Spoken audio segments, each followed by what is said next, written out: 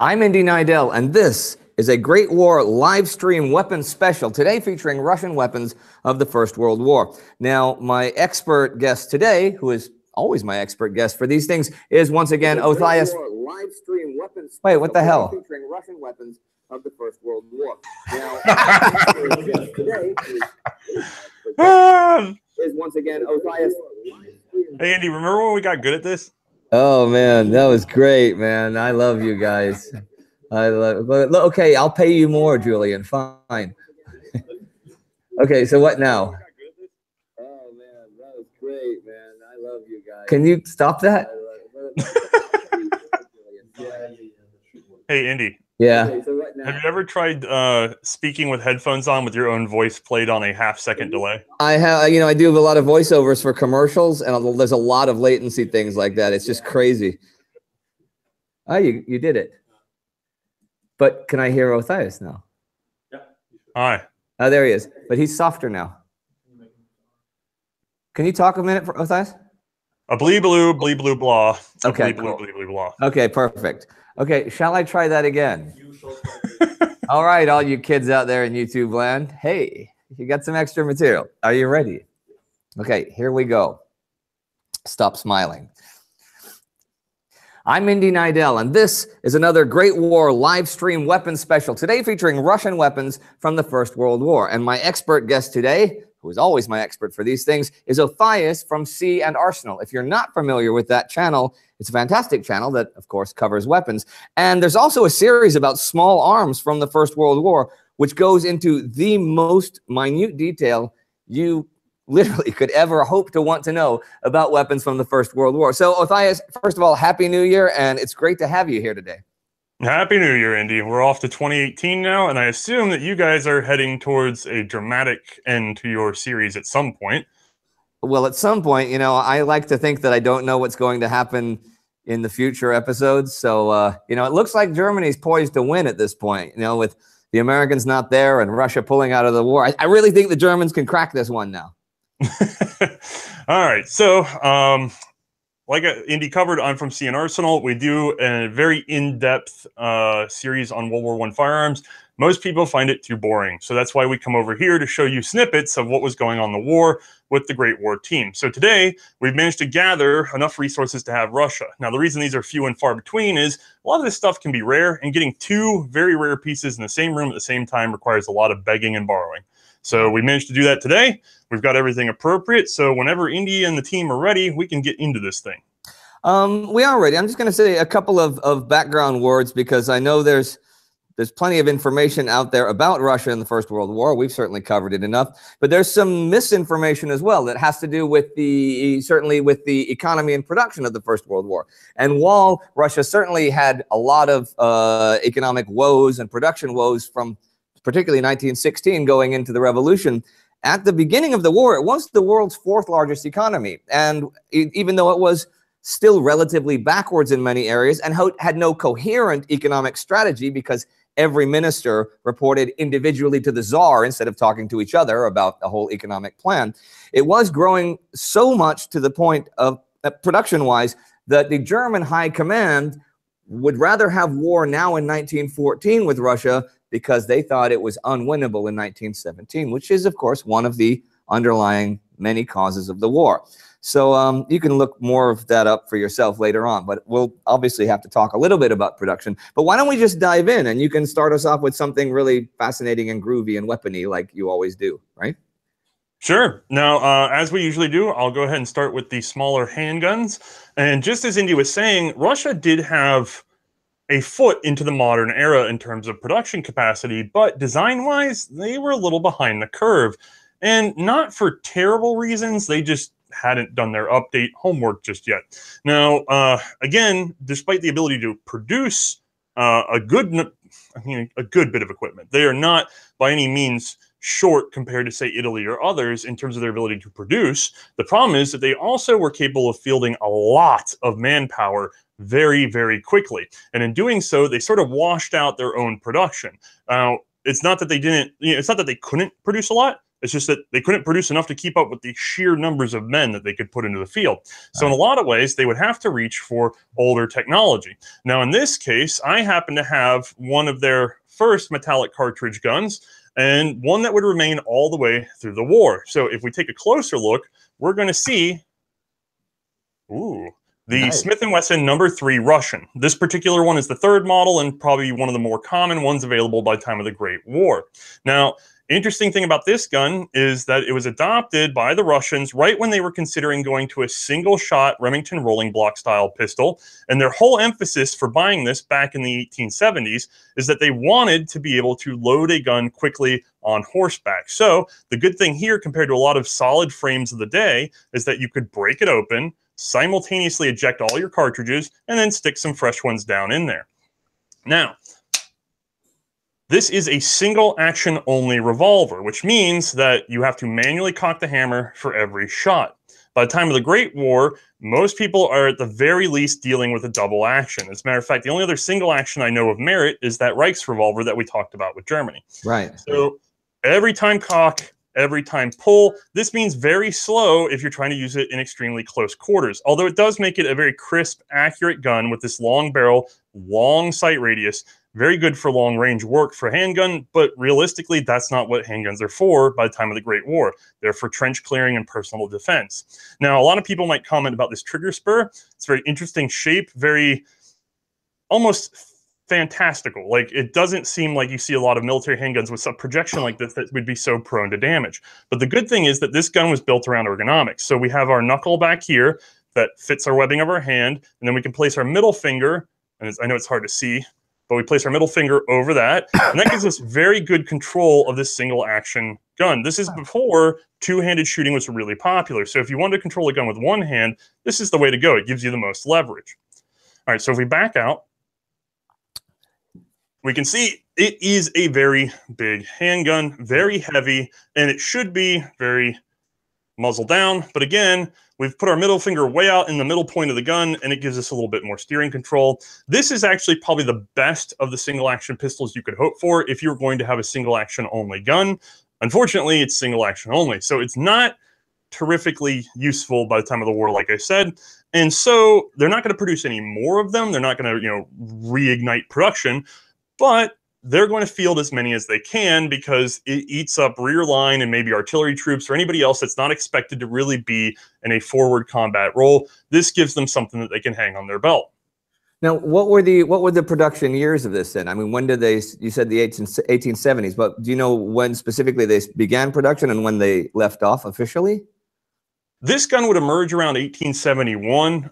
We actually have a whole special on it if you want to get into the details, but realistically, they were done with production when they came out with the next revolver that I'm going to talk about today. Now, I've seen sources that say that these were produced or at least assembled from parts on until like 1900 or a little after. I've also seen sources that say that they stopped 2-3 years before they started the next gun. Okay. So vaguely, this gun is done with production easily before 1900, and anything that might have been assembled after 1900 was probably for police use or repair depot work or something like that.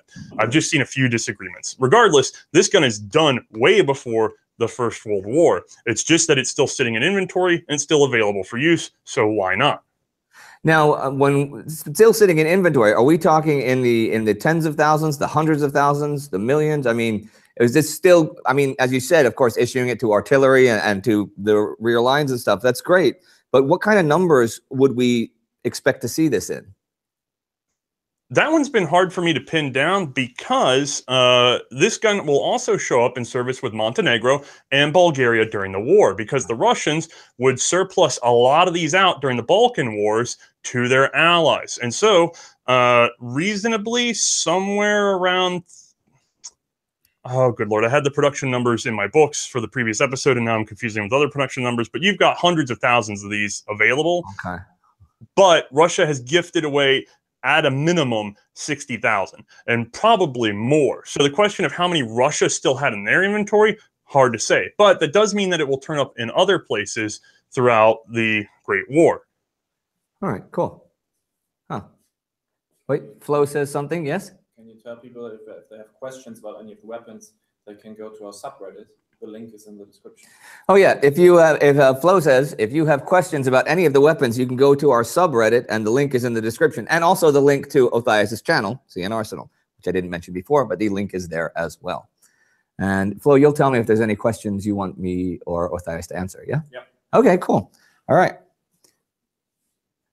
Shall we jump forward? I'm double checking my time. Yeah, I think I got just enough time to get to the other revolver on like one run. You good? Okay, cool. Yeah. I'm ready. So, do you want to set me up for the next handgun, or should I just go into it? Oh, you can go right into it. I think it's really nice when you intro yourself and stuff, because it Sure. flows a little better. You know. Good. I'll take it. All right. All right, now these are the leftovers. So let's look at Russia's top of the line, #1 primary handgun for the war. This is what they consider to be their best. It's the Nagant 1895. And I know a lot of you that are familiar with this gun are currently scoffing, and maybe not for the wrong reasons, but let's take a closer look. So if we zoom in, this is a gun that comes out in 1895. Now, it's actually based off of a very strong historic line, the Nagant family of revolvers. This one happens to be Belgian, and this one is much, much earlier. This is an 1870s model, and then into the 1880s, they simplified this design, and then beyond that, they started marketing, to places like Norway and things like that. A lot of European countries adopted a gun that was descended from this particular model. This is a very smooth, single and double action revolver. It's a gate loader, which was common at the time, so it's not, archaic by any means for when it came out. The problem is, by 1895, we're going to see more advanced designs in the market. We remember from here, back us out. We remember from some of our earlier episodes with the Great War and from our primer series that swing out cylinders are catching on in the 1890s. And even beyond that, we have Abadie systems for rapid loading of gate loaders. There's a lot of ideas to improve the revolver at that point in history, because that is sort of the tail end of the revolver's lifespan. And it's the beginning of semi-automatic handguns. So what that means is a lot of countries are looking in 1895 through 1900 at the very earliest semi-automatic handguns, and they are not running well. The #1 reason for this is because of ammunition. Ammunition technology also had to sort of catch up. When you're dealing with a semi-automatic handgun, you are absolutely dependent on the cartridge to run reliably and consistently within a certain standard deviation, or else your gun won't run. Right. With a revolver, whether the cartridge goes bang or not, the cylinder still rotates, the mechanism still works. Now today, not as much people really know that semi-automatic handguns are the more reliable system because the ammo is dialed in. But on into the 50s and 60s, you would see people in America especially commenting that the revolver is more reliable than the semi-automatic handgun. And a lot of that was the holdover attitude, because you were dealing with a gun that was at the absolute end of its development cycle. It had been around for over a century, and it was getting improved constantly. And so you finally have swing-out cylinders and fast loading and easy use and improved bore axis and all these handling characteristics going into the best possible revolver. And you've just started making semi-automatic handguns, so they need decades to catch up. Well, that's why by 1895, Russia should have been able to pick a very advanced handgun. And they did not. They actually chose something that was a very safe choice, along with one sort of gimmick. So again, let's take a closer look. This gun is single and double action, although that in World War I would have been an officer's model. Many of the very basic models were produced in single action only because Russians felt that they couldn't trust their troops to actually use a double action without shooting themselves in the foot somehow. That's despite the fact that this has one of the heaviest trigger pulls of any handgun in World War I. Now, the big reason for that heavy trigger pull, for most of you who have shot these in the commercial market, is that they were actually refurbished after World War II, and the tolerances were sort of eaten up, and they become extremely heavy, and they tend to snag right here before dropping. Very uncomfortable gun. This particular one has not been refurbished. You can tell by the fact that it's still got its original bluing that fades fairly easily worn off. They did not have the best bluing process. These guns are not the deep painted black with the very fresh looking wood grips of the refurbs after World War II. This gun right here is extremely smooth. It's just heavy. So when I pull this through, don't get me wrong, it's one of the heaviest triggers that we've shot in our show, but you can tell I'm not struggling with it, and it's going very smoothly. So they weren't as bad as people make them out to be, just not great. Now, the reason why it's so heavy again is because, watch the cylinder very carefully. It's going to index forward. See it go forward there? Yeah. Now, the Russians had become obsessed with a problem with revolvers, which is that when you fire a revolver, inherently you lose some pressure, muzzle velocity, power. It's all coming out right here because you have escaping gas in that gap between the cylinder and the barrel. So they wanted to index the cylinder forward to seal against the barrel. And as part of that, it uses a very interesting cartridge. This is modern production. The original would have been a bit more tapered instead of funneled, but it has a seal and the bullet is down in there. This is not an empty case, this is a loaded case. So what happens is this gets forced up against the cone, and that way it seals in the gas. Beautiful little system to get the most velocity out of your revolver, but honestly, completely unnecessary because this is still a very mild cartridge, and that's a lot of sort of hump to get over for your trigger. Yeah. For very little payoff for extra velocity with such a small, light cartridge. It's a very odd decision that they made. Otherwise, this is just a gate loader. It's a 7-shot, so you at least get an extra shot for how small you went on your diameter and how low your power is.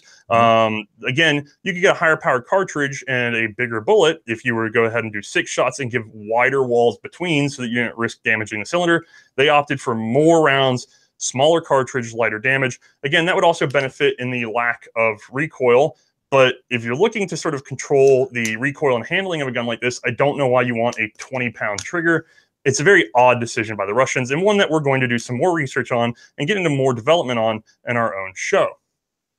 Now, why then does this have such a bad rep? I mean, what were the real drawbacks that would make people for the last 120 years say, "Ah, can't believe they picked this one as their standard"? It absolutely is a very mild cartridge. It absolutely does have a very heavy trigger. The refurbs in the American market have really driven the bad reputation because they have a heavy trigger that has also been so shellacked over with new finish that when you try to pull back a refurb, right about here where it should release the hammer very smoothly, there's just this huge wall of pressure and you have to really muscle up to 30 pounds to get it to drop. This one is a smooth but very heavy pull all the way through. It's still not a great design. The reason why a heavy trigger on a double action is such a problem for people is that when you extend your arm, especially one-handed shooting like these were for World War I, if I start really flexing on that, my muscles in here and my arm are going to tighten up. And so it's going to make it want to wander off target. And it depends on, by the way, even that, if you have weak hands, you start shaking just trying to get the pressure through. So any extra pressure on double action means that you're likely to throw your shot off. Now, this didn't bother them so much at the time because the feeling was that single action, where you cock manually, point, and then pull the trigger, which is very light and crisp, and actually works very well in this gun if it hasn't been refurbed. Single action is for actually aiming. Double action is when somebody's 3 feet away and you're panicking. So in their minds, if you're off by 6 inches, nobody cares for double action. Right. Of course, we've moved away from that in the modern era. Okay, and you said again that this entered service with them in 1895, was that right? Yeah, the model number is 1895. Now, of course, I have not gone fully into my research on this gun. I like to be very careful about what I say, but it would have emerged 1895, 1896. Sometimes the model names precede the actual production. This gun was the standard all the way up until the Tokarev in the 1930s, and then even beyond that, they kept producing through World War II. This was a very long-lived gun, despite being the fact that it was a bit archaic the day it was adopted. Now, in defense of Russia, being adopted in 1895, this is right on the cusp of the quote-unquote modern swing-out revolver. So if they had waited 5 years, they might have had a better perspective on what was going on. We see this with Austria-Hungary, where we talked about the Gasser double and single-action revolver, which a very odd adoption in 1898, because by then, just those 3 short years, they should have very clearly seen that something like this, which the Gasser is very much like this, something like this really isn't going to work. The unusual feature of this gun, though, is we've talked about the Abadie system before, where you open the gate and then you can pull the trigger to get it to cycle the cylinder and not move the hammer, therefore not risking shooting anybody. All right. This does not have that. You have to manually index that cylinder every time you want to use the attached ejecting rod. So you have to line it up manually, eyeball it, then pop your cartridge out with a little pook, and then line it up manually, pop it out. There's no automatic indexing, which was very common even by 1880s technology. So a bit of an odd choice. Okay. Well, that's very interesting. Now, I know we have time issues with these. Do we have to reset now? Or yep, I think we'll give them a cool down for just a moment. Okay, cool. You can go ahead and just... Everybody, you get a cool down for just a moment. You can watch me and Ernie. Julian's going to change things on the camera. Tell the people about the Reddit that we do the answers after we did those. Oh yeah, we'll do answers from Flo says tell people that from the Reddit we'll do answers after we've gone through the rifles and stuff. So okay. How's what was I saying? Are you there? Okay, wait, hang on, Jules. What are you doing? You ready? But no, I'm not ready yet. Okay, no, okay, cool. Just the more if I can give it just like 3 minutes to really cool and back off, and I don't run into heat issues because we are. That's fine. You know? We have the heat cranked up because it's actually snowing here, which is, of course you have the bomb blizzard whatever thing I've been reading about. You lived in Charleston. Did you ever see snow down here? Never when I was in Charleston, no. And you know it's funny because even growing up in Houston, I lived there from 67 to 85, and it snowed once in the winter of like 73, and it melted after like half an hour. And it was snowing last month in Houston. I saw on Facebook from friends that live there. So. We still don't have any snow in Stockholm, but you guys have stolen it all apparently. But I never saw snow in Charleston or in Houston, really. No. Every 3 to 5, we'll get a flurry, and we get like an inch of stick, and that's about it. Yeah. And let me tell you, it did 6 inches easy on the ground and stayed for 2 days, which is it'll all be gone by tomorrow's afternoon. But like unbelievable that it did that for this region. Has it been below freezing as well? Have you gotten like temperature? Yes, I had a pipe burst already, so I had to be up under the house doing that. Oh, wow. Now imagine the Oregons that have to get out of the car. Yeah, those poor Oregonians that now have to get out of the car and pump their own gas. Isn't it amazing that we have a state? I mean, I thought everywhere in the world you can pump your own gas if you choose to pump your own. New Jersey's the same. Well, Oregon, it's only in rural. I can't speak rural areas that they're allowed to pump their own gas because they were trying to say that it was unjustifiable cost for a rural gas station to have a 24/7 dude on hand to sort of pay to man a pump that sees 2 cars a day. You know, so yeah, reading some of the things people have, that some of the Oregonians were writing on the internet was some of the best comedy I've ever seen. I've only ever pulled up to one full-service gas station by accident. It was in the middle of nowhere, South Carolina, and I couldn't believe what was happening. I was like, wait, don't touch my car, because I've just never been in a state that really did that. Yeah. All right, well, I think I hit my cool limit. Okay. Cool. Do I need to give you a wrapper for handguns? I feel like I kind of will have to give you... We're going into the rifles now. We have just the 2 handguns, right? Or yeah, but are you going to break this up into 2 episodes? Do you need a wrapper for handguns? Well, we could tie it. Do it. Well, let's do a tie it up just in case, because Flo's looking skeptical. I would say with two handguns is too short of an episode. Let's do 1 Russian complete episode. Okay, so he's saying let's just do a whole Russian complete episode since we've only got the 2 handguns and stuff. So we'll just segue into I still have the Ottoman if you want to break it up into 2. Do you want to do? He has the Ottoman. Oh yeah, if you have that, then okay. If we do the Ottoman and then tie it off, that would be great, and then we could break it up and we have the option. All right, cool. We're good. All right, so whenever you're ready, we'll just... I left off on this being outdated, Indy, so you just got to give me a conversation point from there. Yeah, so how do I want to tie this into the... okay. I mean, you could say that I had told you before the show that I had a special treat, too. Yeah, okay. Okay, let's see. So bring it back. Now, Othnius, you said before we were filming, when we were setting up, that you actually had a special, treat for us in terms of handguns. And since we've seen the 2 Russians now, I'm very curious what actually that would be. All right, I'm going to have to delay the special treat for 1 second because I know you're going to get a lot of comments on this. Russia also used things like the FN 1903 in very small numbers, a fair number of FN 1900s, and the Mauser C96, particularly fond of the Bolo model. Those are all covered in individual episodes over at our site, but we've also already sort of talked about a lot of those guns in previous specials here, so don't just sort of say, well, you didn't say this, that, or the other. We've covered those guns where they were more appropriately tied to their original countries. Well, so, I think a lot of our fans, people watching, have probably seen most of our weapon specials. I would imagine it's a lot of the same people. So let's hope that people actually remember and have learned something, Yep.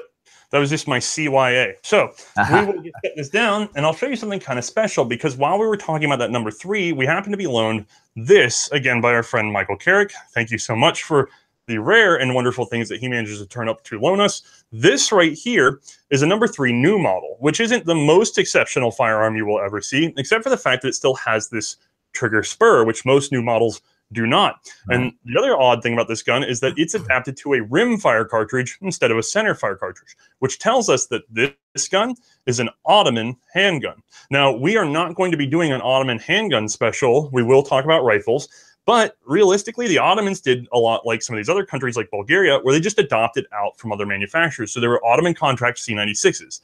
They're just like other C96s. And there were Ottoman contract FN1903s. They're just like FN1903s and things like that. Well, this particular gun is uniquely Ottoman, and it was probably still around for the war. It's very hard to track internal Ottoman documents. Not a lot of things remain, but I'm going to tell you what the numbers produced.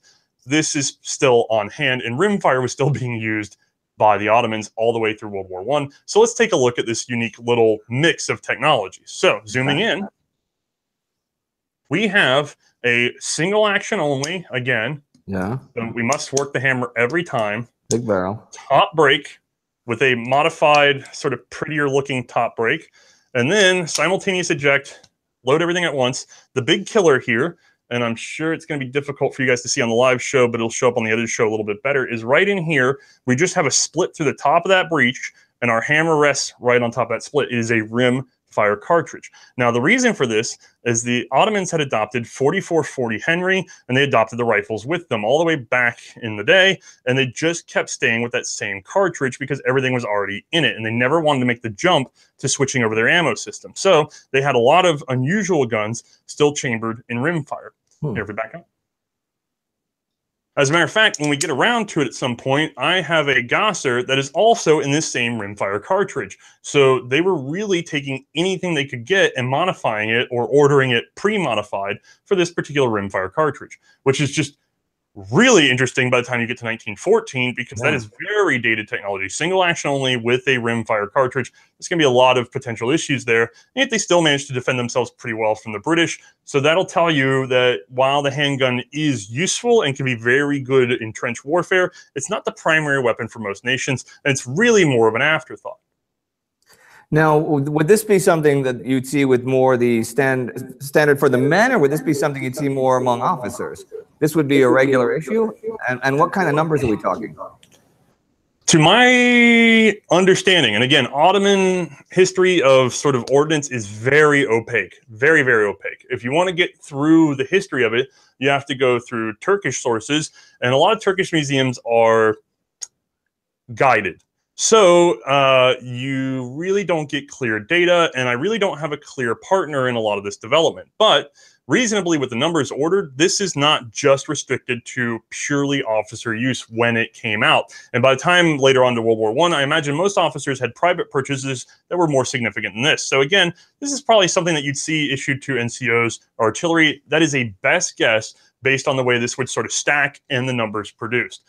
That is also sort of going off what limited photo evidence I have. I tend to look at holsters and scale and sort of the last little bit of the gun that I can see and get a little impression. That's about as good as I've got right now for Ottoman. It's been a very hard nut to crack. Well, that was really cool. That was nice to see that. Okay, so that's the handguns for today. Let's tie this off so we can do an ending, so we can make this into a separate special. Okay, well, Othayas, thank you very much for showing us some Russian handguns and, of course, the Ottoman Russian handgun. Where should I go as a call to action, Flo? Tell people to check out. He made an episode on his channel about the first revolver he introduced. So link to that video. Actually, I would like to have him say goodbye, and he can say it to his own special, and we'll have him in the link instead of me. Is that cool? We can also do that. Okay. Well, Othayas, thank you very much for showing us the handguns. It's always a pleasure having you here. Now, can you maybe send people over to one of your videos about one of the weapons we've talked about today, so they can see a more in-depth look? Absolutely, Andy. Now, as the time we're recording this, and I know that's going to be a delay before it's released, but at the time we're recording this, I only have one really good Russian video up, and that's on the Smith & Wesson No. 3 revolver. The reason for that is I've been waiting on some very strong material to actually be freshly written, and now I have to translate it from Cyrillic. So I am working my way through the best histories I can for the Nagant and for the rifles that we're going to talk about in a little while.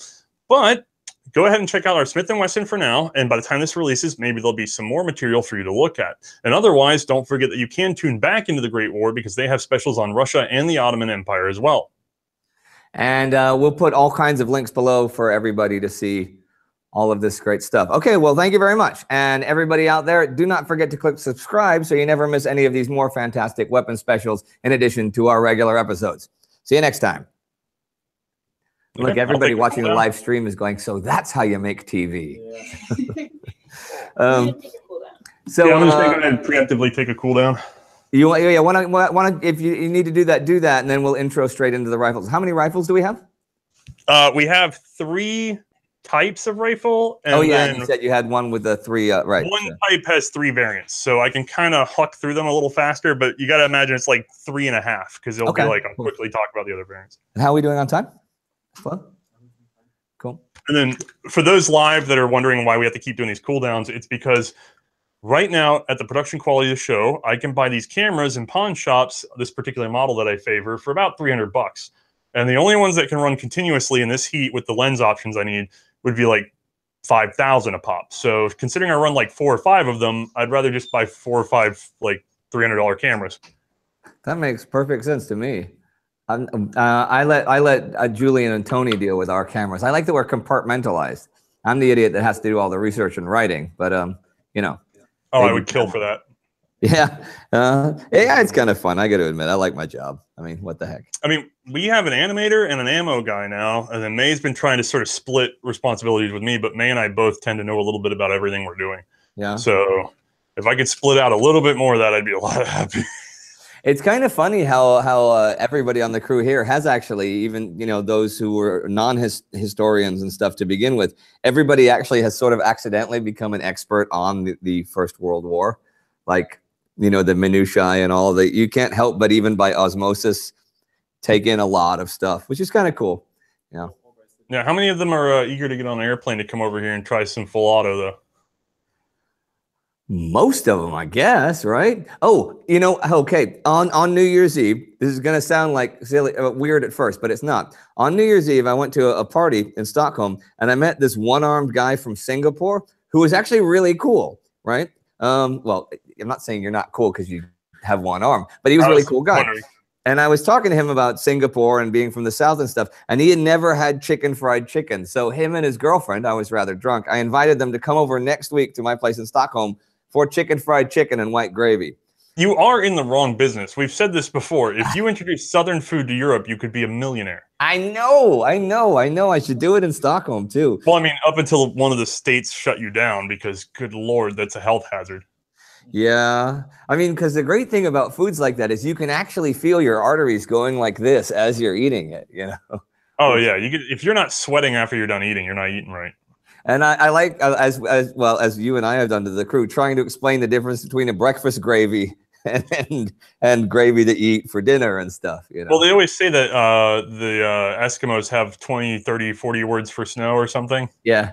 The Southerners have at least 20 words for gravy. For gravy, yep. Tell them what the Georgian is.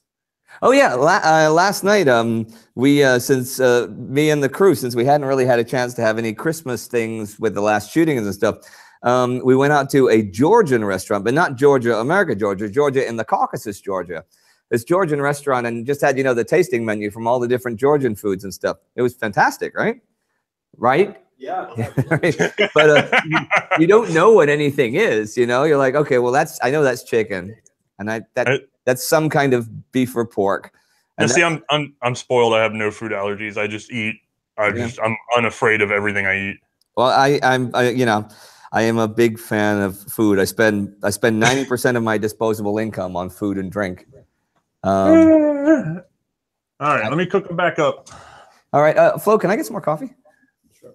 Oh, wait, don't pound record until he. No, I'm just gonna put it on you. And then whenever you're ready, let me know and I'll hit record. Okay, and so I'm doing an intro to this then again, Flo, or what?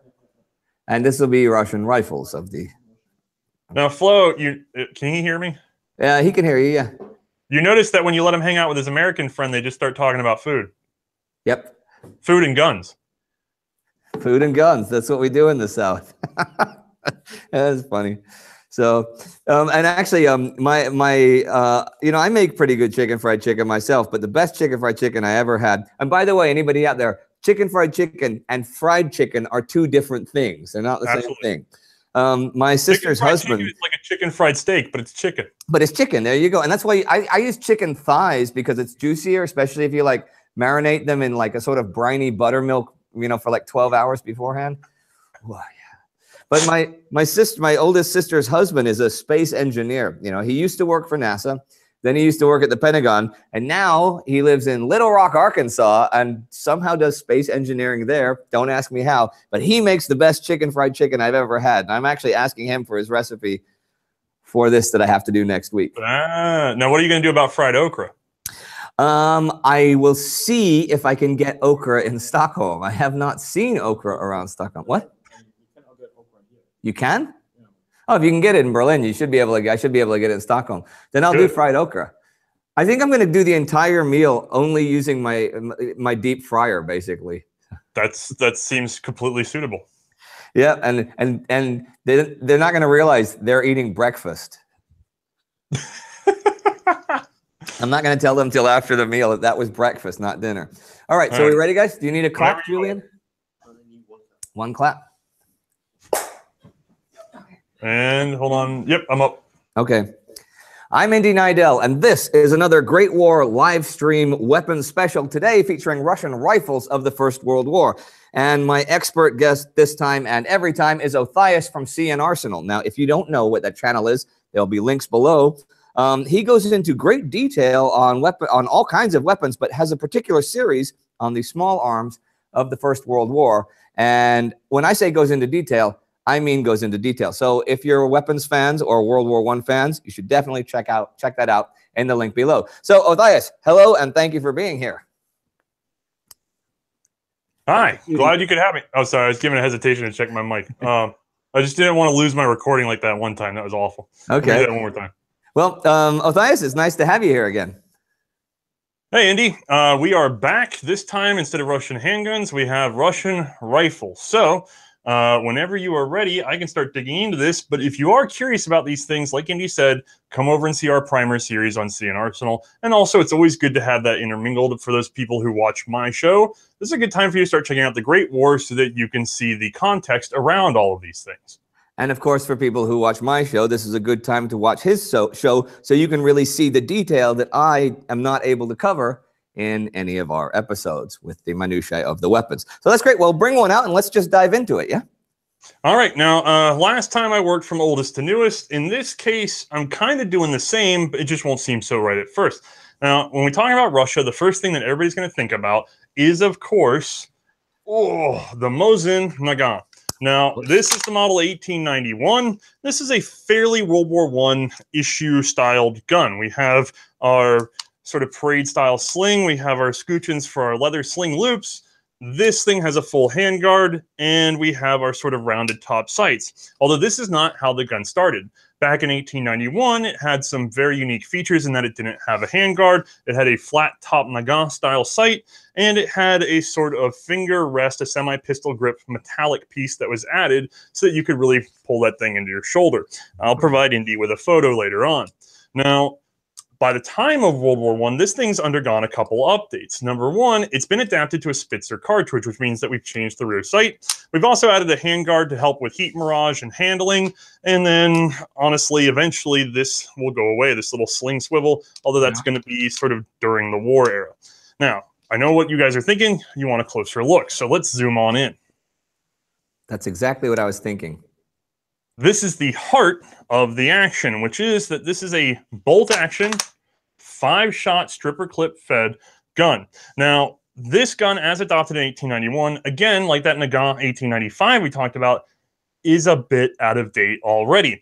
These also have a terrible reputation in the U.S. shooting communities because of their very rough handling, inaccuracy, and just extreme difficulty in opening the system. A lot of that comes from the fact that those were refurbished. When you're dealing with an unrefurbished gun, they're actually fairly slick. However, again, like the Nagant, just the refurbishment process alone can't be put to blame for all the problems with this particular action. So there's a couple things going on. One, by 1891, we already have some pretty good Mauser designs coming out, and you can forgive the fact that this is single stack, but reasonably, within just a few short years, single stack is going to be obsolete because if we look at this spring setup, you can tell this is a fairly complicated part. We've got multiple springs, multiple arms, all finely fitted in order to drive that ammo. Right. That's going to be a problem in terms of manufacture versus later designs with staggered flush magazines where we just have a simple flat spring. Very simple, very easy to produce, unlike this. Now, I'm going to return this to the action. And then, oh, if we look up top, we're going to see, first of all, I'm going to pull this bolt out. Give me 1 second. Oh, stiff. So it's going to be hard for you to see on the live show, but later viewers will be able to tell that there's a slight piece of metal about where my finger is, down in there. That's a spring interrupter, so that this gun can feed rimmed ammo reliably. So, bring my thing. There we go. So the problem is with a rimmed cartridge, a cartridge that has a little rim sticking off, if you try to feed one against another, they'll get what is called rim lock. They won't be able to cycle over each other very easily. You can bevel the back of the cartridge to help with this, but reasonably there's going to be some problem, especially in a direct single stack. So this system has a sort of spring that isolates one cartridge at a time. So it'll isolate that, the next cartridge is held down here. Once that feeds, it allows the next one to pop up, locks it in. That system's great when you're feeding, although a lot of new shooters to this gun will sort of double charge. They'll overload a cartridge below that system, and they'll be confused why it won't pop back up unless they cycle the bolt dry in order to get the spring to get out of the way. I imagine if you're single loading the gun and you're not going to a full 5 rounds, this can be very confusing for a soldier as well, unless he's properly trained. It's just one of those weird little idiosyncrasies that you get used to with the good old Nagant. Now, most of the blame for the problems in this system go down to the bolt. So let's take a closer look at that. The bolt has a separate bolt head. As a matter of fact, I happen to have for my show this patented plastic pokey, so I'm just going to get that so you can see. This bolt head is separate. This adds some strength and some interchangeability to the system, and it seems like the Russians were fixated on it. I'm going through the development of the gun right now very slowly in Cyrillic, and I'm going to tell you that a separate bolt head was throughout the entire development process, and so this was going to be this no matter what. What they did, though, is in controlling the separate bolt head, unlike, say, the Gewehr 88, which controlled it internally using the firing pin, this is controlled externally. It's carried, it's locked over by this component right here, this lug that comes out over and down. And see this little guy right here? That's what's going to retain our front end of this. This part becomes a problem. Now, some of you guys are probably familiar. Here, give me back out. Some of you guys are probably familiar with Ian over at Forgotten Weapons, and I'm sorry, this is still stiff action. He did a mud test on one of these guns, and he pointed out a dramatic flaw that I happen to agree with. Now, it's not unique to this gun. You can see the same problem on certain French rifles, although they are much older than this gun. I mean, 5 years, yes, but 5 years right at a time when arms development was really at its peak. So if I set this down, you'll see this little air gap right there, that spot. If you get dirt, muck, or mud, or too much of anything in there, when you go to open the action, it's going to pinch. Right. It's going to keep it from being able to go all the way up. That will lock your gun shut until you can blow it out, and there's no real way to because it's sealed up against the bottom. That little thing is very damaging for the system. So, other than that, it's still not that great of a design. And the reason is this rail right here. Can you see this under here? Yeah. That particular part is designed to prevent this cocking piece from rotating out of battery. Now, the reason you wouldn't want that is that this thing has to stay, it's cock on open. So if the gun were fired, when we open the bolt, it's going to cock the cocking piece back. So I'm sorry, I got to get my own hand out of the way. So that came back. It has to be held in the back position. Now, there are some guns that don't have an out of battery lock like this, and you can just accidentally bump them, and when you try to close it, it'll jam up the action, and you have to figure out to manually recock it. You can train around that, or you can make the gun sort of idiot-proof. So this system is fine that it has an out-of-battery lock. Most guns do of that era.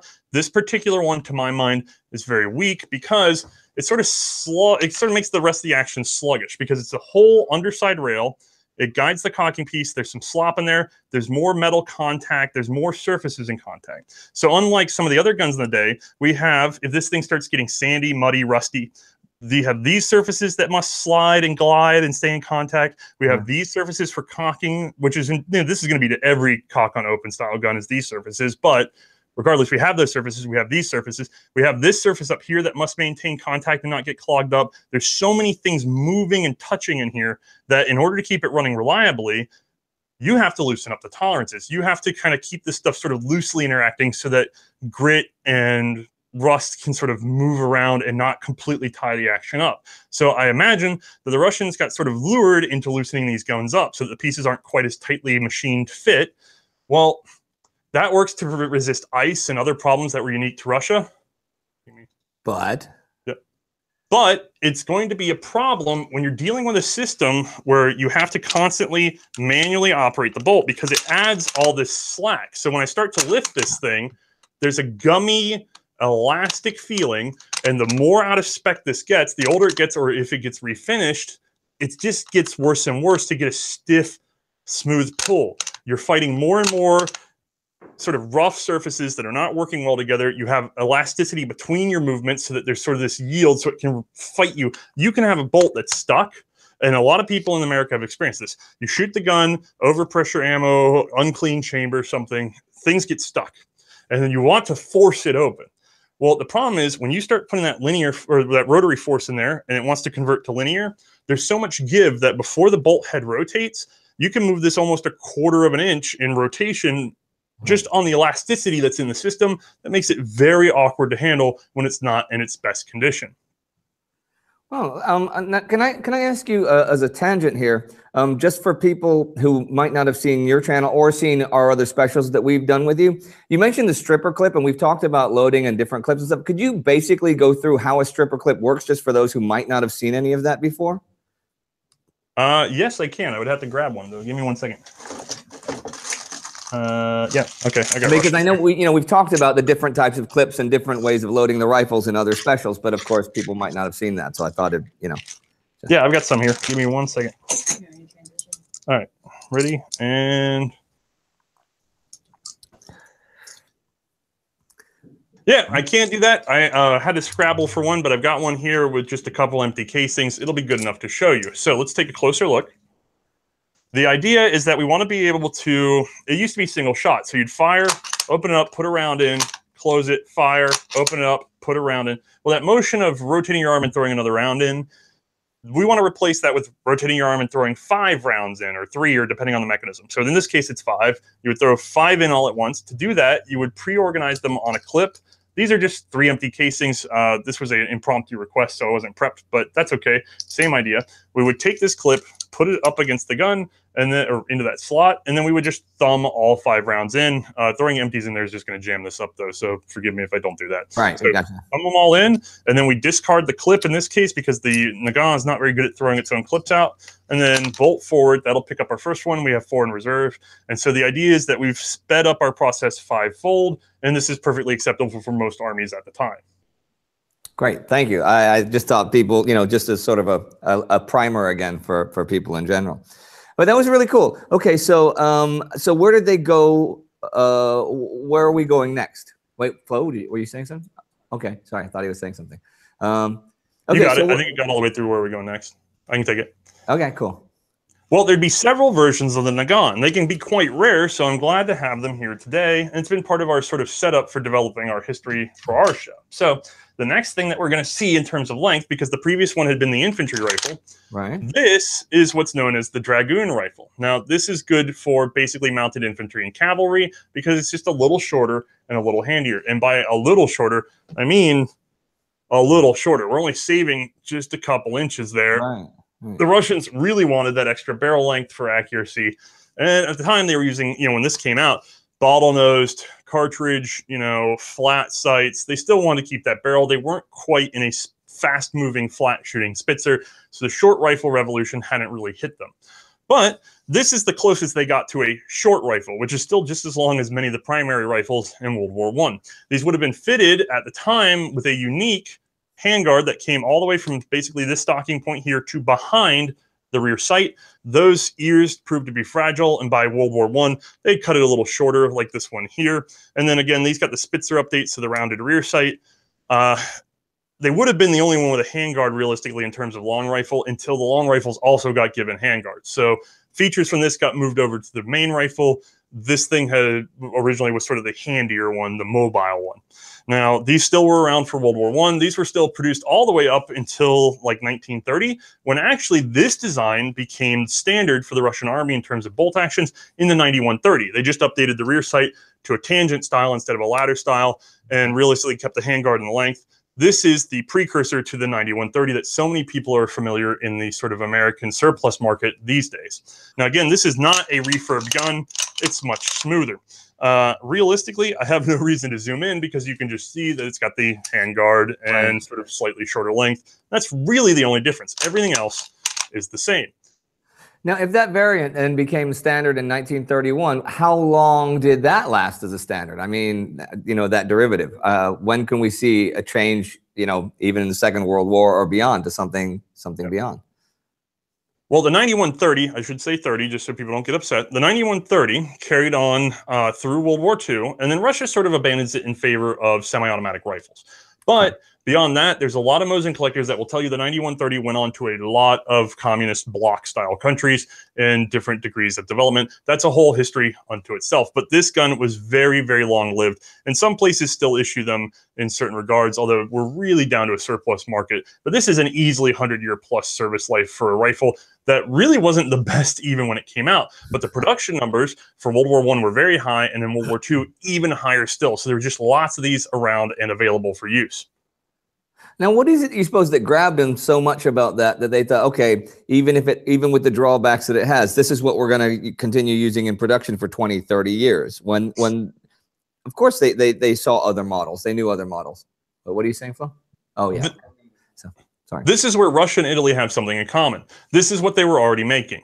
In order to switch the horses midstream just seemed insanity to them. Whenever it was peaceful and they had the material to actually do the changeovers, it wasn't a priority. And then in war, there was no time to make it. Like, there was no material, even though it was a priority. So this is just one of those things where you get stuck doing what you were doing. There's also probably a little bit of national sentiment where it's like, ours is just as good as the other one. And then honestly, there is a sort of realistic material cost, which is a lot of people have complained that all these bolt actions seem very similar. This is one of the less good bolt actions, but it still mostly works the same as the others. So how much money and time are we willing to throw, and reputation, by the way, are we willing to throw at a problem that really puts us at 10% less than the other guy or 5% less than the other guy? Like, how much are we really bidding to have the best bolt action when instead we could put that effort into artillery or tactics or something like that? So that's how things like this get stuck for a very long time. Oh, that makes sense. I hadn't thought of it that way, to think of how your defense budget actually works and stuff, where you're actually allotting the money. Okay, cool. Well, that's great. So, and where do we go from here? We have one more Mosin, because this was the main rifle for the war. In this case, we have something that would have been a very rare sight in World War I, but it did exist. This is the cavalry Mosin. Now, you can tell this is a lot handier, and it's honestly got some pretty mean recoil. Now, this one is still in its original configuration because these didn't get quite the same update for the Spitzer cartridge, because long-range shooting was never really a thing with these, so no need to overhaul the entire system. So this one's much more true to the original. So if we take a closer look, because these are fairly small components, we will see a full handguard, and like I said, just with the earlier Dragoons, this one's going to wrap all the way around, and it's actually split from years of use that way, because that's exactly what it would do. This is a very delicate part. We have a shortened rear sight, and then otherwise, this is a bog standard Mosin. Now, the interesting thing about this gun is that its little brother would see much bigger production in World War II, because this is really going to be the precursor to the M38 carbine, which is almost the same length, maybe just a little bit extra to avoid some of that unpleasantness of a full-powered Spitzer cartridge blowing out of such a small barrel. But this is a handy, dandy, ready to ride, ready to go on your back on horseback carbine. This is the 1907. This is very rare, and so I am very thankful for its loan. That's a sweet little piece too. Now, it was rare back then and stuff, but can you estimate any kind of numbers you might see with the cavalry? And would this be just the main cavalry? I mean, I don't know what kind of rifles, for example, the Cossack cavalry was using and things like that. Would this be just the Imperial cavalry, or what are we talking? This gun was extremely limited use. I've seen a number of different claims, and I'm thankfully working through some very good source material now to absolutely say for sure where it went. I could say what is most commonly known on the internet, I found that is often wrong. I want to be doubly careful before I say anything. I do know, however, that this was not normally what you would find if you found a man on horseback.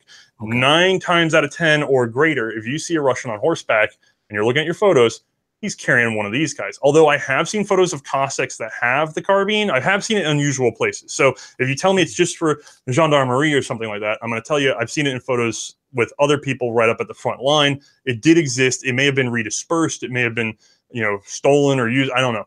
But it turns up in unusual places. So I'm still tracking the history of this one. But easily 9 out of 10 mounted Russians are going to have the Dragoon. This is way more common. And Dragoon's just sort of the colloquial name for this. This was used to Cossacks. This is used by Dragoons. As a matter of fact, a lot of the Cossack ones have unique markings so that you can tell where they had turned up. This is a whole history unto itself, and I have a whole episode that's going to come out on this family of guns in the near future. Okay, cool. Then we can have a link to that so we can say more of that. All right, well, bring on the next one. Yep. All right, so we got to get into different guns now. Now, I will say, in fairness, let me make myself a little room while I'm talking. In fairness, Russia actually used a lot of French weapons. They used a crap ton of Gras and Berthier rifles that were given over by the French. They also even used things like Vetterli and single-shot Bourdin rifles of their own earlier development. I'm not getting into all of these emergency guns that are just sort of scrabbled from everywhere and pieced in where they can. Also, with the French stuff, even though it was really significant, we've seen that because I got to do a cooldown. Oh, cool down. Okay. Flo was about to say the same thing. He's looking at me, and I don't know why he's looking at me. All right. We overstretched. I'm going to give it 5 minutes. What time is it, Flo? How are we doing? We're okay? 10 to 6. Okay, cool. Yeah, because it's going to take me a little time to get to the airport. Can you tell people again that there's a link to the subreddit thread where you can ask questions, and we're going to answer them after the... Okay, I'm going to say what Flo just told me. There is a link below to our subreddit where you can ask questions, and then we will answer many of these questions, I suppose, after this is over and before I go to the airport. Yeah, and maybe even some after this. All right, I'm just going to redo that whole thing in just a moment, but give me 3 more minutes, and then I'll do the whole thing in one stretch because I think I got 2 rifles I can knock out. Can I walk off camera for a second and stretch my legs? Sure. You want to walk on camera so people have something beautiful to look at, Flo? Yeah, but I won't have your mic. Well, it's okay. You can just sit there and look pretty. You can talk really loud, and then they'll hear you. Or I could just describe what you're doing. And now he sits at the table, and now he scratches. He just got a haircut today, and they gave you a coffee and a massage at your haircut, right? Yep. I don't get that at my haircuts. You want coffee and a massage with your haircut? Yeah. Oh gosh. That's your hipster, I know. Male motto Flo. Yeah. Well, when he was choosing career, it was either social media manager / producer / research assistant, or it was male model. It was one or the other. Like, while we're cooling down, have you seen our new toy? What you got? What's the new toy? It doesn't need to be. That, my friends, is an MP18. Ah, an MP18. I can't see. Yeah, it's blurry. Has also gone. I have to. But that one. Look over here. I'll look over at Julian's window. It's due for repair. It was welded up probably, I mean, almost 100 years ago. And then when the amnesty came through in America, somebody went ahead and registered it, even though it wasn't running, which is very good because now it can be repaired legally. And so that is an upcoming project for us, is to get that thing up and running, and new barrel. We're gonna have to reface the bolt. It's actually a lot of machine work, but that thing is going to be back up and running in a very legal way. And so we're hoping to run it for the show. Awesome. All right, how we doing? I am stretched. Okay, I think we'll be good in just about 5 seconds. I think Susie went for a bathroom break. Now remember, write in your comments about how good Flo looks today after his haircut, and Flo will be sure to answer each and every single one of them at our subreddit. What about the mean ones? I said each and every single one. Flo's like that. Actually, usually Flo's pretty good at answering like mean or semi-derogatory comments. I think I'm kind of the king, actually, at answering the meanest of all, particularly at like 2 in the morning when I happen to have come home from a bar and I'm quite drunk and stuff. I've written some legendary answers to some of our would-be trolls. This is not an encouragement to do that, by the way. Don't. Yeah. You've already set yourself up, my friend. Yeah, I know. I'll get my coat. All right, I'm ready when you are. Okay, Jules. Do I need to clap again, or how are we doing? All right. Let's go from the transition to what's next, and then Matthias can jump in again. Okay, so yeah, I'll do. Okay, so what do you got for us next? All right, so we're out of the Mosin, and I want to just say that Russia used a lot of French surplus weapons during the war. So Gras and Berthier especially among those. And then they also had their own single-shot Verdun rifles. I'm not going to get into that today. They even had Vetterli. Like they used a lot of things that they could get wherever they could get for rear echelon work. But if we're talking about things that might have actually did fight up front, then the next sort of most common gun we're going to see, I'm going to skip. I'm going to go to the third most common, which most people think of thanks to some recent video game developments. This is the Russian contract Winchester 1895. Now, this was Winchester's attempt to get into a big cartridge, smokeless, and vertical magazine repeating rifle. A lot of people say that this gun was developed so they could use stripper clips, but actually that wasn't on their mind at the time. At the time, they were worried about balance because a tubular magazine means that the point of balance shifts as you shoot your ammo. A vertical magazine, your point of balance stays the same all the way throughout. And then later on, thankfully, this could be adapted for stripper clips because the Russians would buy these in World War I. And they're actually the only significant military contract for this particular gun. Now, I'm going to stay backed out for just a second because it's going to take a big sweep to see this, but this is a lever action with a throwback bolt feeding 5 rounds vertically from a stripper clip. Bolt back forward, hammer back, and then you can fire. Now, I'll go ahead and zoom in so you can actually see the gun. There we go. Again, stripper clip bridge has been added so that we can feed our cartridges like normal Russian ammo would have come pre-packaged on a stripper clip. And then down here, we have a lever action with a sort of safety lock. You have to have your hand inside in order to get that guy to therefore unlock, releasing the action open.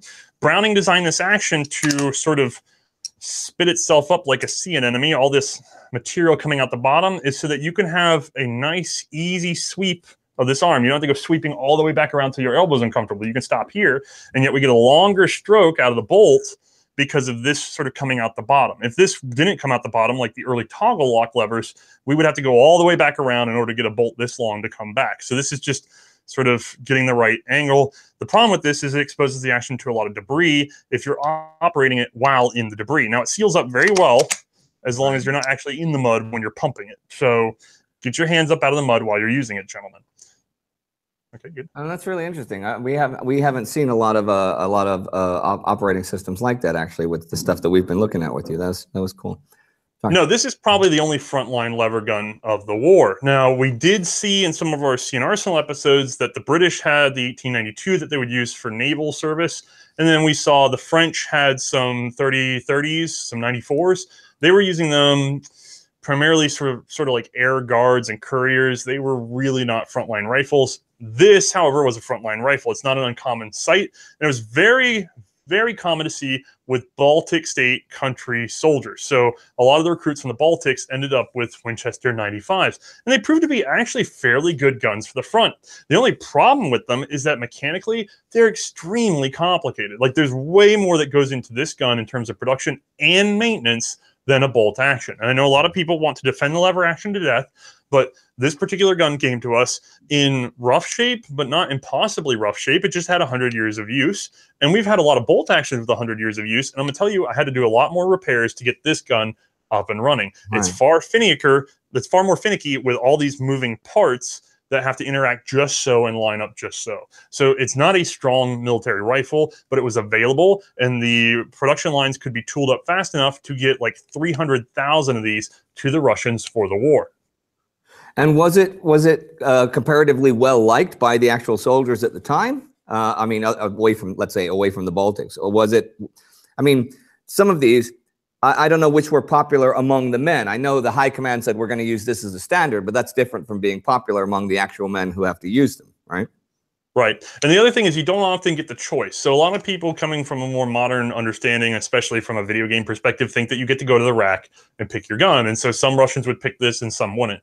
It's not the case. You were either issued this gun or you weren't. So it's not like you get a lot of comparison between any particular types of weapon unless one was substituted for another overall for a unit. And so there's not a lot of comparison between this and the Mosin. However, I will say that I have not seen a negative report about it, and even a few compliments coming from especially the Baltic states. This has become very iconic for sort of those early revolutionaries who, a lot of the Baltic states were the first to sort of push for the revolution. And so a lot of those people that came into the cities were carrying these guys first and foremost because that's what they were issued as second standard rifles. So they sort of had that association, but it quickly faded as more and more showed up with actual regular infantry rifles, and these became harder and harder to service. So when you had groups like the Latvian Rifles, who were some of the first who joined the October Revolution and later fighting in the Civil War, would you see them a lot initially, and then as the Russian Civil War progressed, you just see whatever weapons you could get your hands on, or would they manage to continue to have these same issued rifles that they had, you know, over a period of 2 or 3 years, or is that beyond the scope of what we're talking about today? If you look up the Latvian rifles now and just look for some photos, I can almost guarantee you that the first 5 are going to have 1895s in the photos. These were the standard rifles for those guys. That's where they saw their widest issuance. So yeah, you're going to see a lot of this gun, and it's going to stay for quite a while. And honestly, most of the photos will still include this gun. It was good for a couple, you know, it's going to last for a decade and a half of service, right, easy, and before it starts to really develop wear from heavy use. So it's not a terrible gun. The problem is, at the time, people would change out their military rifles during this sort of smokeless and repeating rifle revolution. You're seeing rifles change every 10 to 15 years easy.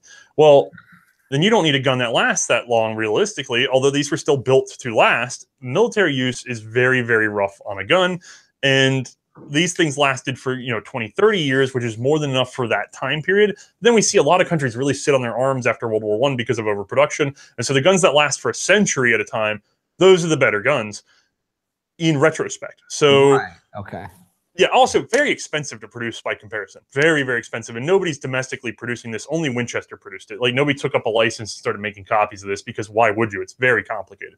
So easily seen with the Latvians right away. As things progress, just whatever sort of works its way in, as long as it uses the same ammo, people are happy. So if you're, you know, a Latvian and yours breaks down and there's a Mosin right there, it's the same ammo. So you're not really worried about it. You can issue these indiscriminately within a unit. So if you had these and Mosins in the same unit, especially during the Revolution, easy to go because you just shove the same ammo, same clip, same everything in it. Very good rifle for that purpose. Again, it's just one of those things that this is the kind of gun that when you start issuing them in the hundreds of thousands, you need field armorers to have parts on hand, because over hundreds of thousands of units, you're going to see more statistical breakdowns than Mosins. So because of the complexity. Okay, right. I see. Okay, cool. Oh, that's very interesting. And it's nice to see something that we haven't actually seen before. Yeah, absolutely unique. Yeah, and I like the action on that. Now you said the intro to that. You said that was the third. What did you say? How did you describe it? This should be about the third most common rifle in Russia. The second most common will actually surprise a lot of people. And I shouldn't say it's actually 2 models blended into one, but I'm going to talk about the second model when we talk about our Japanese special. So I think I might have tipped my hand, but this is the Japanese Arisaka Type 30. This is a Japanese bolt action and sort of their first smokeless repeating rifle. This was set up by, there was a commission headed by Nadia Arisaka. He chose, like, he got the final stamp on everything, but realistically, it's a Japanese commission, like the German commission rifle. They went around the world, they found the best features they thought, put them into one gun. This thing is uniquely Japanese with a lot of sort of German influence. And this gun would have been abandoned right after the turn of the century in favor of the Type 38, which we will talk about again in the Japanese special. But as part of that, a lot of these were either captured in the Russo-Japanese War or sold surplus to Russia later on. These guns were extremely and oddly common in Russia during the war. So much so that the 6.5 millimeter Japanese cartridge, when the Russians were looking for a milder cartridge to use for an automatic rifle they were developing, the Fedorov Automat, which I do not have today, those are extremely rare, they used the Japanese cartridge. So that's how plain this gun was in service. And if you really look at Russian historical photos of the period, it's not hard to find Arisaka mixed in amongst the rank. Now, if you'd like, I can take a closer look and we can see this Japanese original.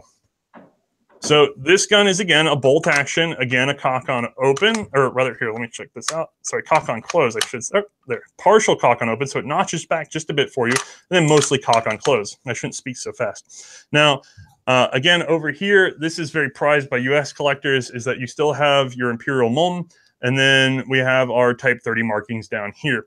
The Mon, during World War II, when rifles were captured, these and others that were still in use, would have been ground off in order for them to save a little face at the end. This was sort of the imperial ownership mark. Now, for issue to Russians, it was probably just canceled unless they'd captured it during the Russo-Japanese War. So you just see some either X's or some ring outs, although ring outs are generally for school use. But normally it would be defaced, not completely removed. Completely removed is usually a World War II thing. Now, this one, of course, is intact. So these are also sort of nicknamed by the Chinese as the golden hook rifle because of the unique safety, which is a pull and turn in order to put her in a safe. It's basically a big decocker, and then boom, you're back out and running. Now, compared to the Mosin, this is actually fairly advanced. There's no exposed parts. It's very mud resistant. And then it has a staggered flush magazine. The only problem really is that light sort of probably still bottlenose cartridge for Russia for a lot of it. And then later they would introduce like a Spitzer, but it's a very light Spitzer. So really the ammo is the limitation on this. Otherwise, it's a fairly good gun, fairly complicated internal bolt, but realistically still easy to service. These things serve pretty well for Russia on a number of fronts, including the front line. And now it's interesting that you mentioned that because, of course, since you've said the spoiler, I'll go ahead and say it later. Say it now. The next weapon special we are going to do with Othais is actually going to be the Japanese weapons of the First World War, which I suppose we're going to film in like a month and a half next time I'm here in Berlin, right? Yep, I have that, and I believe I have Ottoman and Serbian geared up. I have to double check, but I know people are going to enjoy that, particularly Ottoman. I'm looking forward to the Ottoman stuff since I never see anything about that. Now, is that all the guns you had for us today, or did you have something else? No, that is it for Russia at this time. Again, there's going to be other sort of emergency style single shots and things like that, old black powder designs.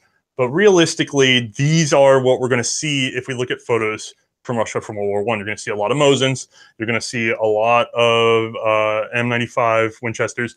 You're going to see the Arisakas. Now, some of those you'll see more than others. Like even that, like the carbine Mosin I shown you is going to be a lot less common in photos than say the Arisaka. You're going to see Arisakas all over the place. Now it's going to be a mix of 30s and 38s, but again, we'll talk about the 38s some other time. All right, cool. Okay, well, let me do an end card here for this, and then we can go through some questions. Yeah. Okay. Well, Othais, thank you very much for taking the time to join us here live, and those of you who are not seeing this live are probably seeing the edited version.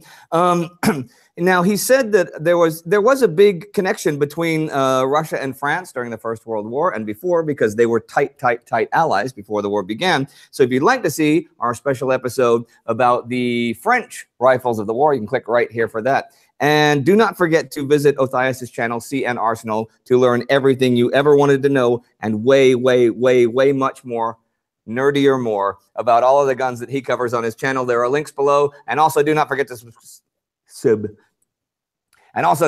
subscribe. See you next time. That was a weird end card, wasn't it? Do you want another one, or is that okay? Okay, that's okay. All right. Should we go through some questions? Yeah. Am I recording the questions, or are we? Is that only for what do you want to do? He doesn't have to. I mean, they're not going to be in the edited version. Oh well, Flo says they're not going to be in the edited version, so you don't have to. So. Okay, so I think I'll kill just so that I don't sit here and risk overheating. All right. Okay. And you'll just start putting things up. These are fun. That was a really good one. I enjoyed that. I really liked the action on that. On the 1895. Yeah, the Winchester. Yeah, that was great. Tell people again that there's a link in the comments to the subreddit post where they can ask questions. Oh, and once again, there is a link in the comments to the subreddit post where you can ask questions that will be answered. Now let's see what we got. Okay. Well, that one was already answered. Okay, first of all, I love those random chats for cooldown. To Indy, do the Southern food thing. Question, any modified older rifles on Russia's side like the Italians did with their Vetterli rifles? Yeah, there's signs of Russian conversions of different rifles, but it seems to be small scale. Usually what would happen is Russia put out an order. You can see this in our 1895 episode. They put in an order that they will issue any rifle as long as suitable ammo can be captured, which A, tells you that they're desperate because they'll use any rifle as long as they can get enough ammo for it. But B, it also tells you that they're not really looking to convert or produce specific ammo for these guns. So not only are they not willing to tool up production of the ammo for an obsolete cartridge because they just don't have the space, they're using all of their production capacity on their primary rifles. They're also not willing to give up any of their armories or factories that could be working on their main rifles in order to convert older rifles. So Russian conversion programs are very low on the totem pole. And a lot of that might be because there's not a lot of advanced Russian industry in the tertiary. So places like Britain and Germany especially, you had subcontractors that might have had enough time to spare that couldn't actually produce a full weapon but could modify another weapon, or they could add a little factory building to a bigger complex and get that kind of thing done. Russia has less of that flexibility. Okay. And let's see. Now keep going down. That one. Let's see. We're in this. We don't know about that. We don't know when we're going to the States. Sorry. Flo looking good today. What about the bayonets? P.S. Flo has the best haircut. Do you want to say a brief word about the bayonets for the things we discussed today? How that might work? Yeah, well, technically with the 1895 and with the Arisaka, they took what came with it. So the 1895 started off with a shorter knife-style bayonet. The Russians asked for a longer, more 16-inch blade because they wanted a long-bladed bayonet. And then with the Arisaka, they already had a huge bladed bayonet. The issue for Russia, though, is with the 1891, they had actually settled down on a spike-style bayonet, just a cruciform spike. Now, bayonet history goes back and forth, back and forth. The earliest ones were just spikes that inserted in the muzzle, and then people came up with blades or swords as a way to get some double utility out of the bayonet. And then it sort of comes back around towards World War II, where you see things like the British with the number 4, where they just have a simple little spike. I mean, the simplest sharpened steel rod. And the reason that you move away from the bladed bayonet is that a bayonet knife turns out not to be as good as just a good knife, and then having a steel rod that is very small and easily fit on the rifle. And most of the time, bayonet work by World War II is sort of probing for traps and other issues, not really fighting. In World War I, however, okay, yeah, bayonets are actually really used for bayoneting. And Russia had actually already gone through the Russo-Japanese War, and before that, bayonets were pretty standard. So it's odd that they settled on just the spike. But there's also some elements of Russia being very in favor of their traditional swords and things like that. So it's no wonder they saw the bayonet as separate. The other thing is Russia had a very unique mentality, which is that you would fix the bayonet before combat and leave it there. So as long as this rifle might seem, you have to imagine a spike bayonet projecting this far out. And that's what you carried pretty much from the time you started fighting until about a day after when you finally bothered to wrench that thing off of there. So these guns were even like, I mean, in terms of ballistics, you get out past 100 yards, you have to have a bayonet fixed to keep them accurate because they were sighted in for use with a bayonet because it was supposed to just always be there. So if you had a big knife bayonet with all the extra weight instead of the simple just sort of spike, okay, that would get to be a real big headache. So if your doctrine is to always leave it on, yeah, the simpler, the lighter, the better. So just a big cruciform with deep milling cuts to keep the weight down while still getting a long length, that's what they went for. All right, cool. Let's see. We've got one here from Shady Monk. Is there something that the Russians did better than the other nations in terms of weaponry?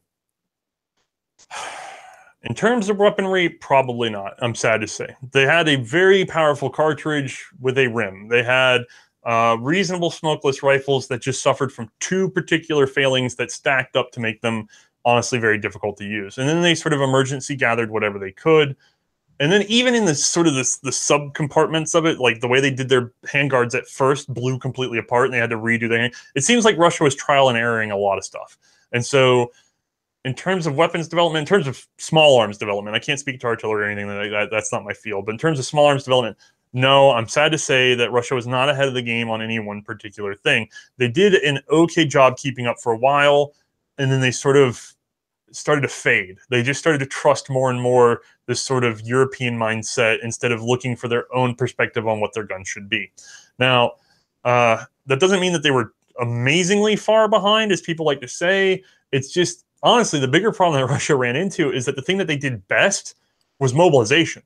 I mean, and Indy's probably covered this. The Russian mobilization caught everybody by surprise. I mean, they were way ahead of the game in terms of what they expected from their rail technology and ability to organize men.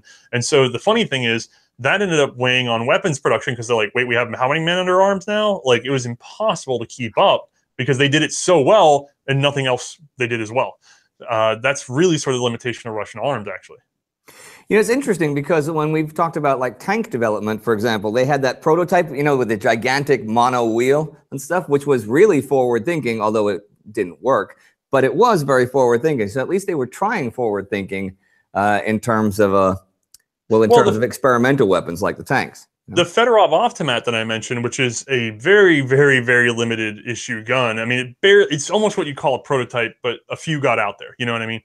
And they got that gun out, and don't get me wrong, select fire, small bore cartridge, light recoil. I mean, 6.5 Japanese, a lot of people claim that it's getting close to the original intermediate cartridge. And we'll see after World War II, everybody sort of goes over to the intermediate cartridge. So they were on the right track. They wanted a lighter recoiling, milder cartridge, fully auto. Like, they wanted this nice compact thing. It's a beautiful idea.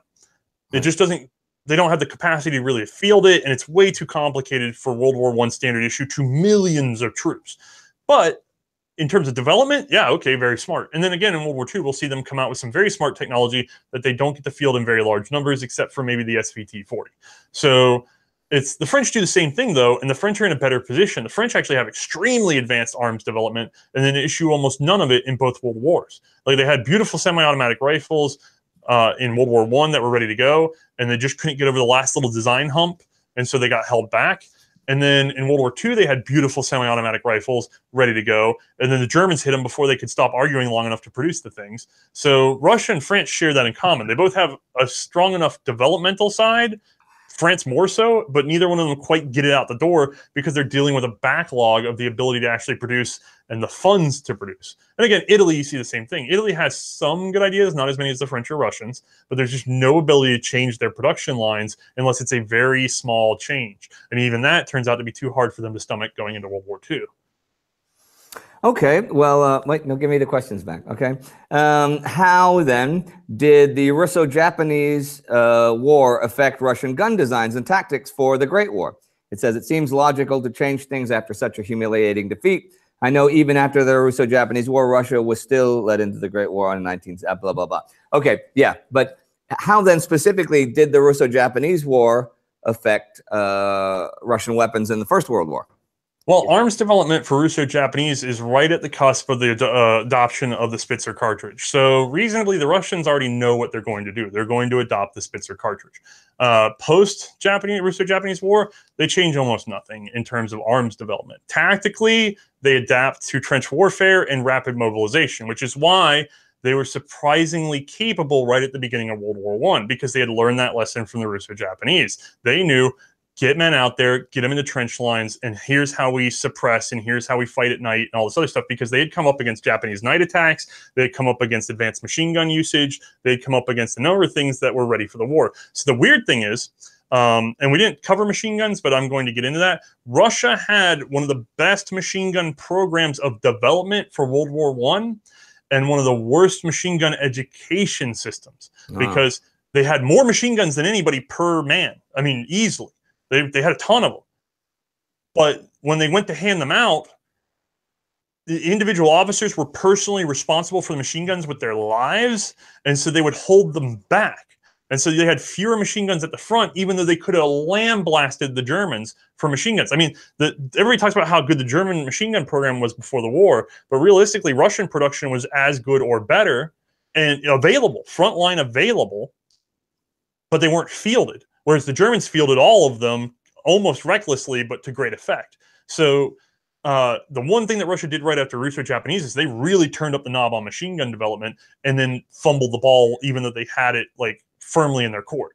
So that is a very interesting thing where you see this sort of archaic, like personal responsibility, shoot your officer if he loses the machine gun kind of thing, actually kills your ability to very successfully deal with the Germans right at the beginning. I mean, they could have crushed the Germans if they had had a better machine gun program because they had the machine guns. That's a really interesting what if. You know, that's something that we haven't actually covered. We should specifically go over. Flo, remind me that for an Out of the Trenches or an Out of the Ether. I can get you a scans of the pages from the Maxim books that deal with that, so that you guys can sort of quote. Yeah, that would be awesome. That would be something great, because especially you know, the next 3 months, we have a lot of episodes that focus very, very heavily on the Central Powers for a variety of reasons, and not just the Kaiserschlacht. But it would talking about doctrine and talking about, you know, different political and military leadership. That would be something really good to talk about, you know, going back and re-looking at things we have looked at from a different perspective. So let's talk about that. Okay, here's another one. Okay, this is sort of a double one. This is a little hypothetical, it looks like. With the brutal trial and error of weapon design while entering modern war, how did different armies reissue new weapons on a massive scale? And on an individual level, how did some soldiers deal with weapon failures out in the field? I guess how they would complain or how they would make their preferences noted. I'm not certain where they're going with that. But yeah. For reissue, almost never. That's the problem. Yeah. It is very, very hard to re-equip an army. As a matter of fact, really good weapons would show up and not be issued. So in the case of the US, we would train on and send over tons of 30-06 Lewis guns. And because of the difficulty associated with pulling the Shoshaws that were on the line and putting Lewis guns out, Pershing said no. I mean, he just went, no, we're not doing that. We'll strip them and put them on the aircraft. These are far better than what was in the field for the US. Just no bother. Like, we're going to interrupt everybody on the front line. We're going to interrupt ammo. We're going to interrupt supply. We're going to retrain or whatever. No, we're not doing it. We're just going to hand out these things that we already have. And so there's this real fear of changing things in the field. The only times you really see complete turnovers of equipment so that a soldier would have to sort of become familiar with a different system is when you have countries like Romania is a very good example. They get knocked out hard. All their weapons are taken away. And then the French come in and rearm them. So they had their Mannlichers, and next thing you know, they got Berthier's, you know. And then the good thing is between the Berthier's and the Mannlichers, they're both the same sort of mechanism for feeding the cartridges. So they're completely familiar with that. Just a little time to acclimate to the sights and things like that. And they're back on the go. Smaller examples would be like Romania was so desperate for Mannlichers in the territories it still held. A lot of the cavalry guns were still in good shape because they couldn't field cavalry because trench warfare. So they took those and they developed sort of rudimentary, very crude bayonets that they could snap onto and bolt down onto the cavalry carbines. And that way they could have a bayonet for what was normally a gun that would never have a bayonet. But realistically, other than modifications like that, it's very rare to see a reissue. Now, what you will see is, say, Italy with the Vetterli, where they'll take a 10.4 black powder, shove a new steel barrel into it, solder that in or press fit it in, and then field that in the current cartridge to rear line troops. That's the kind of thing you can get away with if you have a little bit of surplus manufacturing, or you can force a little surplus manufacturing. And then that's the full extent. You don't see a wide reissue of a superior weapon.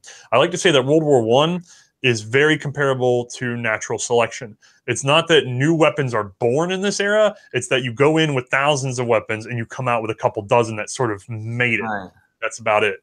That's a very, very good theory of the weapon evolution during the war. I'm actually going to have to get ready to head to the airport, actually. Flo, what do you want? I mean, you guys can continue answering questions, or he can continue answering questions. What do you want to do about the questions? Pardon? I'm fine. Okay, because I got to go. I got to fly back to Sweden. Well, maybe then we can answer some of the questions on Reddit actually in text form. Okay. Okay. We have a look in the upcoming days. Some of them. All right. Well, obviously, all the remaining questions are there, and there's not a ton of them left too. A lot of them have to do with where Flo got his haircut too, actually, which was. I'm glad that everybody out there in TV land wants to know where did you get your haircut, Flo? It's called Nomad Barber. Nomad. Nomad Barber. It's called Nomad Barber. He wanders the steppes, the Central Asian steppes. Matthias, what weapon does Nomad Barber carry? Huh? His barber, Nomad Barber. What weapon would he carry if he wandered the Central Asian steppes? A Tartar or a Cossack? With a name like that, he's got one of those novelty combs that looks like a switchblade. Oh yeah, like Fonzie used to have, because because he'd get stopped and they thought it was a knife, and so he had a comb. Right. Flo, Fonzie is your barber. Yeah. All right. Hey. Okay. Well, you guys, I've got to go. Matthias, it's always great to do these because I mean everybody out there learns stuff, but I learn a lot of stuff, and it raises a lot of interesting questions for me for the regular episodes of the war. So this is great for I mean, for us in many ways. The questions, they will be there on Reddit. Flo and you can, and I'll jump in, and we can talk to each other and how that's going to be answered in the future. Julian, do you need anything, or are you okay? I'm completely fine. He's completely fine. Wow. Usually you're not completely fine, but okay. Okay, well, that's it for me. I will, me and Ernie will get dressed, and then I don't wear this in real life, unfortunately. Sorry. I'll get dressed and go to the airport. Send people to Ottai's channel. Oh yeah, and anybody who's coming here from the Great War, if you have never watched C&RSENAL, Ottai's channel, you should definitely check it out because it's really, really interesting, and it is really nerdy, but in the good way. And there are links below, and it's fun. And the next stream will be in a couple of weeks about what we talked about earlier. And the next stream will be in February. Actually, it won't be a couple of weeks. Next stream will be in February, and we've talked about Japanese weapons and Ottoman rifles and some Serbian guns too. Yep. So it's going to be like a combo. It'll be like when the Japanese and the Serbians and the Ottoman Empire all got together and waged a war against Portugal. Remember the Portuguese Serbo-Ottomano-Japano War? That was a tough war. Yeah, 1923. Little known war. We'll be talking about the weapons of that. I guess I'm also fairly equipped for Portugal, although I'm short a revolver that I've been trying to find. Oh, wow, that would be cool as well, since we're going to get to La Lys in a few months. So I may have found the one gun that never set foot on American soil because I cannot find one of these things. Yeah? Oh, God. It's a Portuguese weapon, you mean? Or yeah, it's a Portuguese revolver. Well, why don't we throw that in as well? Because since we're going to get to La Lys and actually the Portuguese army doing stuff in the war. We will do a few more streams this year. Okay, we'll do a few more streams this year. Well, Ottai's, I'll tell you what. I'll let you know how it goes with the chicken fried chicken, and I'll tell you when I get my my sister's husband, the space engineer, when I get his chicken fried chicken recipe, I'll send it to you along so you can see how it compares with your own and stuff. All right? Okay, sounds good. Cool. But I'll be talking to you anyway about other projects and things within the next week or two. I want to know a word of what you're talking about. I have no clue. Okay, cool. Great. I have no idea either. All right. Well, everybody out there, I'll see you this Thursday and every Thursday and Mondays and Saturdays and all the extra specials. Okay. See you next time.